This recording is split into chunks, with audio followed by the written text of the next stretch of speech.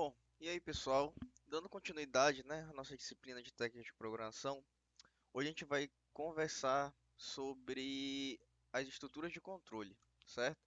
Como eu falei no vídeo passado, as estruturas de controle a gente vai poder utilizar para justamente eh, controlar o fluxo do nosso programa. Ou seja, basicamente, gente, dependendo de valores de determinadas variáveis, a gente vai poder jogar elas dentro de operações lógicas, onde essa operação lógica pode retornar um valor verdadeiro ou falso, certo? Dependendo do valor sendo verdadeiro ou falso, o programa ele pode tomar rumos diferentes de execução. A gente vai ver isso mais na prática, certo? Então vamos lá. Eu vou criar uma nova classe Java, né, como já foi explicado. Vou botar aula controle. Vou apagar os comentários aqui para ficar mais limpo a tela. E eu vou criar dentro da minha aula controle aquele nosso método principal, certo? Esse método principal, gente, é o public static void main, né, que a gente já viu nas aulas anteriores. Para evitar fadiga, você pode fazer o seguinte: escrever psvm e apertar tab, certo? É uma maneira bem rápida, tudo bem? Assim, ó, psvm tab. Aí ele já aparece para você o método escrito tudo certinho, já pronto para digitar as coisas lá dentro desse método. Tudo bem? Então vamos lá. Para demonstrar nossa estrutura de controle, vamos fazer o seguinte. Eu vou criar uma variável x igual a 5. Tudo bem? Ah, e dependendo do valor desse x, a gente pode fazer nosso programa escrever uma coisa ou outra. Certo? Então vamos lá. A primeira estrutura de controle, que é a mais simples e a mais conhecida por grande parte dos programadores, né? Eu acho que é impossível programar sem utilizar a estrutura de controle, é o if. O if, em inglês, significa se. Tem aquela famosa condição, né? Isso vai acontecer se acontecer essa outra coisa. Se acontecer essa outra coisa, isso vai acontecer. Entendeu? Então é nesse sentido que você vai utilizar o if dentro da sua programação. Como é que é a estrutura do if dentro da programação? Você escreve if, né? E abre um parêntese. Depois que você escrever, a gente já vai escrever, mas depois que você escrever tudo que tem dentro desse parêntese, você vai abrir e fechar chaves. Tudo bem? Você percebe que no NetBeans, quando você abre uma chave ó, e você aperta Enter, ele já completa com a chave a chave que vai fechar a que você acabou de digitar, certo? Isso evita aquele negócio de você estar programando, quando vai executar, não deu certo porque eu esqueci uma chave. Então, o NetBeans também facilita bastante isso. Então, vamos lá. Bora criar uma condição dentro desse if. O que eu vou criar? Vou botar essa condição aqui, ó.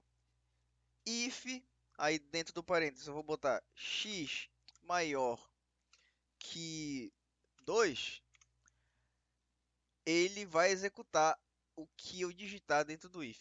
O que a gente vai digitar dentro do if? Eu não ensinei para vocês o atalho de PSVM apertar Tab.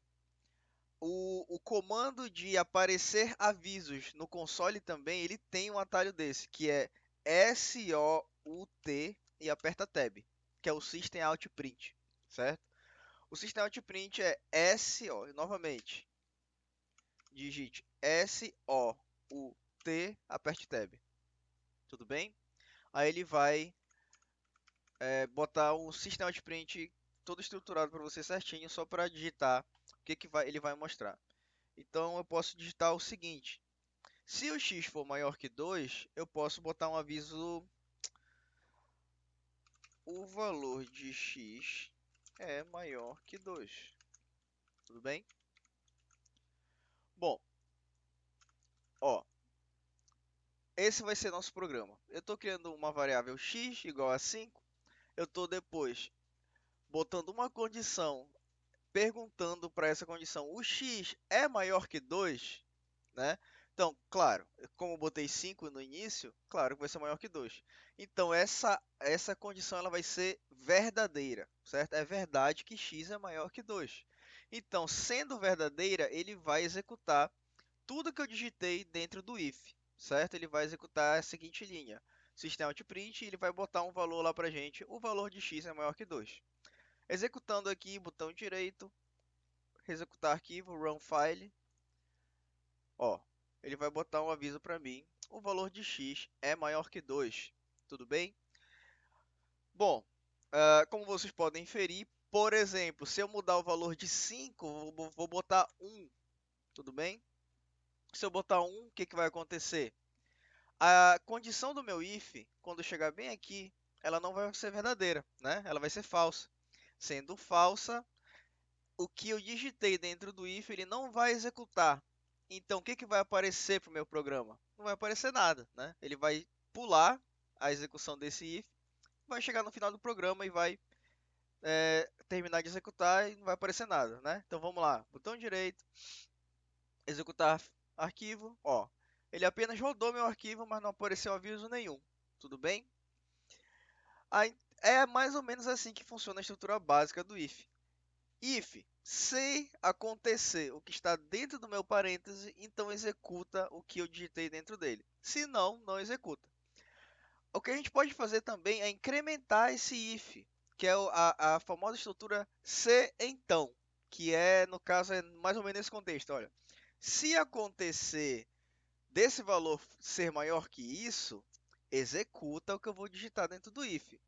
Se não, né? Se não, ou desculpa, não é se então, é se não, né? Se não. Se não, executa o que estiver dentro do else. O else é justamente o que vai acontecer se não for verdade o que o if perguntar para o programa.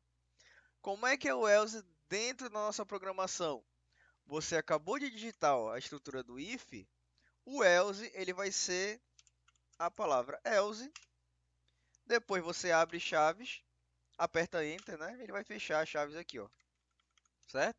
É essa a estrutura do else, gente.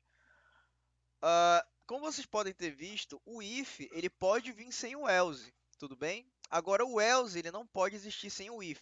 O else ele sempre vai fazer parte de um if, tudo bem? Então eu vou digitar dentro do else novamente uma linha que vai aparecer no console. SOUT, vou apertar Tab, vou botar o seguinte frase.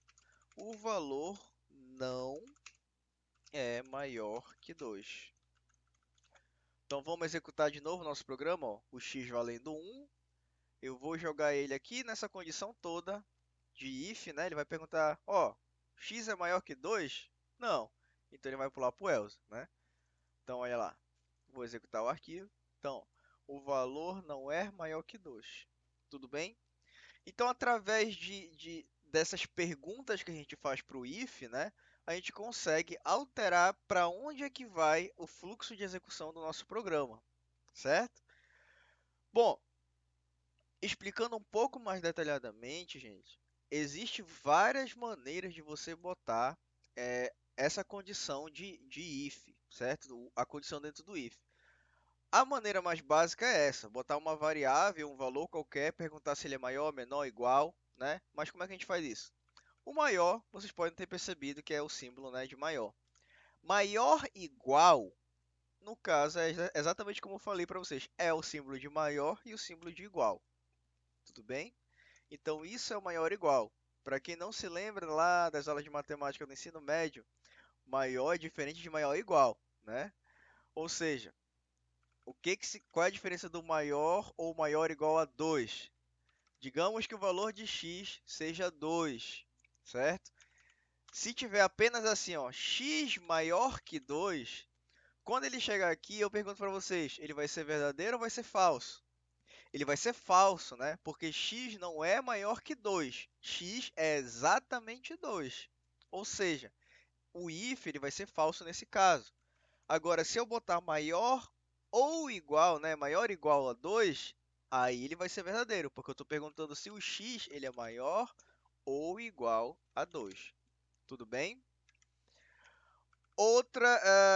Outro símbolo de comparação é o menor, né?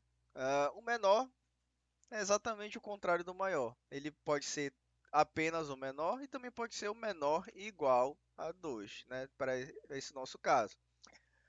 Outro símbolo de comparação muito útil é o igual. Ó, você utiliza 2 igual para perguntar para um valor se ele é igual a outro, certo? Coach, mas por que 2 igual? Por que não utiliza só um igual, gente? Porque o um igual só, como está na primeira linha aqui do nosso programa, ele significa para pegar o valor e atribuir a variável, ou seja, o x vai receber 2. Agora, quando eu utilizo 2 igual, significa o quê? Que eu estou perguntando se o valor que está na sua direita ele vai ser igual ao valor que eu estou comparando na esquerda, certo? Então não confundam. Um igual significa atribuir, pegar um valor e inserir dentro de uma variável. 2 igual é a operação lógica. Eu estou perguntando se um valor ele é igual a outro, certo? O contrário de igual, né? Se eu quiser perguntar, o valor é diferente do outro, você utiliza o exclamação igual, certo? Que é justamente como se fosse aquele igual cortado, né? Que a gente utiliza em equação matemática convencional, certo?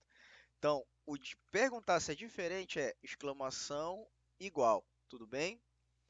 Então, basicamente, as comparações de valores são esses quatro símbolos principais, né?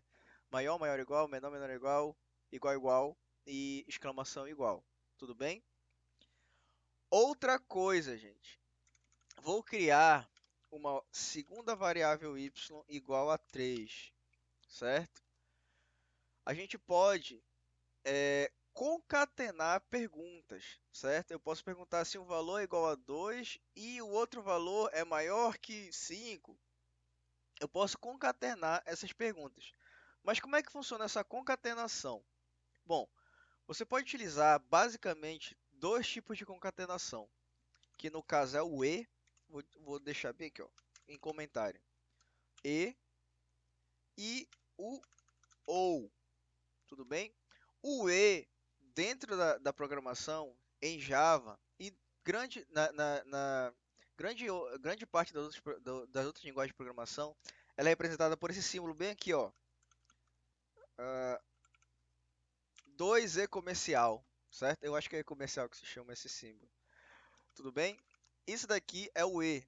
E o OU, ele é representado por dois tracinhos na vertical, certo? Esses tracinhos aqui, pelo menos no meu teclado, ele fica do lado do botão Z, certo? Deixa eu ver se vocês conseguem ver aqui, ó. É esse botãozinho aqui, tudo bem? É esse botãozinho. Bom, é porque eu tô mostrando porque tem muita gente que confunde esses dois tracinhos aqui com a letra L minúscula, né? Então, não se confundam. O OU, ele é representado por esses dois tracinhos aí, certo? Então, esses comandos aqui, a gente vai utilizar eles dentro do if para justamente comparar mais de uma coisa, certo? Agora, qual é a diferença desses dois comandos? Deixa eu ver se eu consigo formular uma frase para vocês entenderem mais ou menos a diferença, né? Eu poderia explicar isso daqui com explicações mais de lógica matemática, mas como essa aula não é só para os alunos de computação, né, para os alunos de matemática, também tem outros alunos que estão assistindo de outros cursos que estão assistindo essa aula de programação. Então é mais ou menos assim. Eu vou ao supermercado, eu vou comprar pão e ovos, certo? Bom, se eu voltar do supermercado só com pão, eu pergunto para vocês, eu comprei pão e ovo? Não, comprei só pão, né? Então, digamos que a afirmação que eu fiz, ela não foi verdadeira, né? Eu comprei só pão, eu não comprei pão e ovo. Agora, se eu falo para vocês, gente, eu vou no supermercado, eu vou comprar pão ou ovo, certo? Aí eu vou e compro só ovo, né? Mas eu não falei para vocês que eu ia comprar pão ou ovo. Eu não ia comprar pão e ovo, certo? Então, de certa forma, o que eu falei para vocês é verdade. Eu cumpri o que eu falei, certo? Então, essa que é a diferença, mais ou menos. Quando você utiliza o e, você tem que, na primeira pergunta, você tem que ter, digamos, ser verdade, e na segunda também, que é após o e, tem que ser verdade. As duas têm que ser verdade para a afirmação toda que eu fiz ser verdade. Agora, do ou, se eu tenho uma afirmação ou e uma segunda afirmação, uma delas só precisa ser verdade para que toda afirmação seja verdade, entendeu? Ah, Para o E, no caso, a única. É só você pensar o seguinte: no E, a única parte que vai dar, a única maneira de dar verdadeiro é quando todas forem verdades, certo? Agora, no OU, a única maneira de dar falso é quando as duas forem falsas. Se uma for verdadeiro, toda afirmação é verdadeira. Se a segunda for verdadeira, toda afirmação é verdadeira. Se as duas forem verdadeiro, toda afirmação é verdadeira por causa do OU. Para o E, se uma das duas for falso, vai ser falso tudinho. Se as duas for falso, vai ser falso. As duas têm que ser verdadeiro para, no caso, toda afirmação ser verdadeira, né? Então vamos fazer o seguinte, bora simular. Ó, eu vou botar aqui o valor de x é maior que 2, eu vou botar essa afirmação é verdadeira. Verdadeira. Pronto. E aqui na segunda parte eu vou botar essa afirmação é falsa. Bom, e aqui no if, bora fazer uma estrutura composta, né? Uma pergunta composta. Vou perguntar para vocês: x ele é igual a 2 e y é maior que 4, né? Então vamos lá, vamos pensar antes de executar nosso programa. X ele é igual a 2? Se vocês forem olhar aqui em cima, sim, ele é igual a 2. E, certo? Estou usando o e.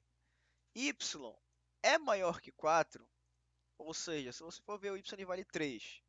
Então, essa segunda parte aqui já vai dar falsa, né? Então, eu perguntando para vocês, com o que eu acabei de explicar sobre o e, essa afirmação toda que eu fiz, x é igual a 2 e y é maior que 4, vai ser totalmente verdadeira? Não, né? Uma das alternativas, uma das afirmações é falsa, então, consequentemente, tem que sair essa alternativa aqui, ó. Essa afirmação é falsa, né? Tem que ir para o else, digamos assim. Então, vamos executar isso daqui. Ó, ele executou certo, né? Essa afirmação é falsa. Agora, o que eu poderia fazer para deixar essa afirmação verdadeira? Eu poderia botar, por exemplo, x é igual a 2 e y é igual a 3, né? Isso daqui é verdadeiro, porque você botou que x é igual a 2, y é igual a 3. E se eu perguntar se o x é igual a 2 e o y é igual a 3, então, né, tem que ser verdadeira essa afirmação. Tudo bem? Outra maneira de dar verdadeiro é fazer o seguinte: x, por exemplo, x é maior ou igual a 2 e y é menor que 5, né? Isso daqui também vai dar verdadeiro, porque os dois lados são verdade, né? Agora, por exemplo, usando o ou, se eu perguntar aqui, olha, x ele é diferente de 2 ou y é maior ou igual a 3, né? Vamos pensar aqui. Primeira parte da afirmação. O x ele é diferente de 2? Não, né? Ele é igual a 2. Então, essa primeira parte da afirmação ela é falsa. Segunda parte, ou y ele é maior ou igual a 3. Então, se você for ver aqui, o y ele é maior, ele não é maior do que 3, mas ele é igual a 3. Então, essa segunda parte ela é verdadeira, certo? Então, temos uma parte falsa e uma parte verdadeira. E como a gente está utilizando o ou, como eu falei para vocês, o ou ele precisa ter apenas um verdadeiro para toda afirmação ser verdadeira, né? Então a gente tem que executar esse programa e tem que sair o quê? Esta afirmação é verdadeira. Então eu vou executar aqui, ó, esta afirmação é verdadeira. Eu poderia também manipular o if de forma que ah, os dois forem verdadeiros, né? Verdadeiro com verdadeiro também no ou vai dar verdadeiro, né? Ó, esta afirmação é verdadeira. E a única maneira de deixar sair esse aviso aqui, essa afirmação é falsa, utilizando o ou, eu tenho que fazer o quê? Eu tenho que deixar as duas partes, né, da afirmação sendo como falsas. Ou seja, posso fazer o seguinte: o x ele é maior que 2 e na segunda parte, o y também eu posso botar, ele é maior que 3, né? Bom, não, né? O x ele não é maior que 2, ele é igual a 2. A mesma coisa para o y. O y ele não é maior que 3, ele é igual a 3. Então, esta afirmação ela tem que ser o quê? Ela tem que ser falsa, certo? Bom, gente, basicamente esse que é o resumo de estrutura de controle, tudo bem? É bem simples, né? Eu acho que não, utilizando lógica, né, não é tão complicado, né, como se pode imaginar. E já com esse tipo de estrutura, tem como a gente já começar a fazer nossos primeiros programas, né? Por exemplo, fazer perguntasse para vocês, gente, vocês conseguiriam fazer um programa para perguntar para ver se a pessoa é maior de idade, né? Tomando que a maioridade começa aos 18 anos. Então, por exemplo, posso botar aqui, ó, vou apagar esse Y. No caso assim, eu vou apagar uma parte dos códigos aqui. Se vocês quiserem, vocês podem criar uma nova classe Java para manter esse código, né? E copiar e colar para ir guardando, né? Um histórico para vocês irem estudando depois. Tá, mas vamos lá. Vou apagar esse Y, vou apagar essa segunda parte aqui do if. Vou deixar o if dessa maneira bem aqui, ó, certo? O x eu vou botar como uma variável chamada idade, né? Vou trocar aqui também para idade. Então, você vai botar aqui, sei lá, a pessoa tem 16 anos. Aí eu vou perguntar, né, para você, como é que eu faço para calcular, para fazer um programa para saber se a pessoa é maior de idade. Então, se a idade daquela pessoa for maior que 18 ou for maior ou igual a 18, né, eu posso botar da seguinte maneira: se a idade for maior ou igual a 18, posso botar aqui: esta pessoa é maior de idade. Ou, né, se essa comparação que eu estiver fazendo for falsa, né, então esta pessoa é menor de idade. Tudo bem? Então, vamos lá. Vou executar aqui. A pessoa tem 16 anos, então essa pessoa é menor de idade, né? Digamos assim, uma curiosidade, né, que às vezes as pessoas me perguntam, coach, mas eu queria perguntar para o usuário digitar a idade dele, né? Bom, vocês podem utilizar, gente, aqui no Java, opa, desculpa, vocês podem utilizar um mecanismo que a gente chama de scanner, dessa maneira bem aqui, ó. Não precisa escrever nada na tela de vocês, presta atenção aqui, ó. Scanner, certo? Escrevendo dessa maneira, você vai perceber que ele vai dar um erro, né? Vai aparecer um vermelhinho aqui. Você pode clicar na lâmpada e vai aparecer, ó, add import java util.scanner, né? Não faz nada, não precisa, não clica ainda em cima disso. Só clica aqui, ó, em qualquer lugar do seu código. Deixe o cursor do seu mouse clicado aqui no final da palavra scanner. E o que que você vai fazer? Perceba que, ó, olha, segue meu mouse. Percebe que aqui, ó, em cima da minha classe Java, não tem nada, certo? Quando você clica no final da palavra scanner e aperta Ctrl espaço, teste aí, ó, apertando Ctrl espaço, você vai ver que vai aparecer um import bem aqui, ó, lá em cima dessa classe Java. O que que seria isso? Gente, a linguagem Java, assim como muitas outras linguagens de programação, ela tem várias funcionalidades, certo? funcionalidade, como é, o que que são essas funcionalidades? Gente, basicamente muitas coisas que você pode fazer dentro do computador. Ah, eu quero fazer um programa para manipular arquivo. Bom, o Java ele tem toda uma biblioteca, um monte de funcionalidade que você pode chamar dentro do seu programa que auxilia para você fazer algum programa para manipular arquivo do seu computador. Ah, eu quero fazer um programa que grave as senhas do Facebook que a pessoa digitar aqui no computador, né? Ah, claro, você pode fazer um programa. Tem várias bibliotecas no Java, várias funcionalidades que também permitem que você capture o que a pessoa digita dentro do seu computador, né? Inclusive, a gente vai utilizar um pouco dessa funcionalidade aqui agora, nesse momento. Aí, né, chamou a atenção de muita gente. Bom, eu quero também, eu quero fazer um programa que manipule imagens, que manipule vídeo. O Java também tem várias funcionalidades que você pode chamar dentro do seu código, que auxilia também a você fazer determinadas coisas, configura determinadas coisas com vídeo, certo? Bom, e essas coisas, gente, a gente tem que primeiro chamar para dentro do nosso programa através da palavra import, sendo que você pode ver que eu não digitei isso daqui, ó, import java.util.scanner, né? É apenas o seguinte, eu sabia que esse objeto aqui, essa funcionalidade, ela se chama scanner, e eu sei que essa funcionalidade, ela captura teclas que o usuário digita, certo? Bom, como é que eu sei disso, Coit? Tu aprendeu isso na faculdade? Algum professor te ensinou? Não, gente. Dificilmente você vai aprender tudo sobre uma linguagem dentro da faculdade.